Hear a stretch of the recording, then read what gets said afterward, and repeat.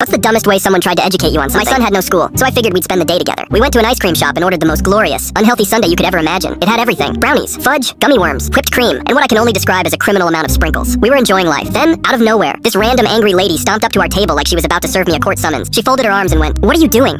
Eating ice cream?" I just shrugged. Spending the day with my son. Apparently, this was the worst thing I could have said. Her eyes widened, her jaw dropped, and she gasped like I just confessed to a federal crime. "You are ruining his life." Excuse me? A child should never eat something this unhealthy. You're setting him up for failure. Ma'am, it's ice cream. She went on this full TED talk about how I was stunting his growth and destroying his health, acting like I force-fed him sugar through a tube every morning. I explained that it was just a treat, that my kid eats normally most of the time. She shook her head. That's what all bad parents say. At this point, my son was trying not to laugh. I just smiled and went, "Respectfully, he's not your kid, and you need to shut up." "Wrong move." She snapped. She turned to the nearest employee, waved her arms around like she was trying to land a plane, and screamed, "Kick them out, they're poisoning that child." The employee just stared at her like she was an escaped mental patient. Then, with the straightest face possible, they went, "Ma'am, it's literally an ice cream shop." She turned bright red. Then she stomped out the door, knocking over a napkin dispenser on her way out. And out of pure, glorious, beautiful spite, I walked up to the counter and ordered my son another ice cream cone.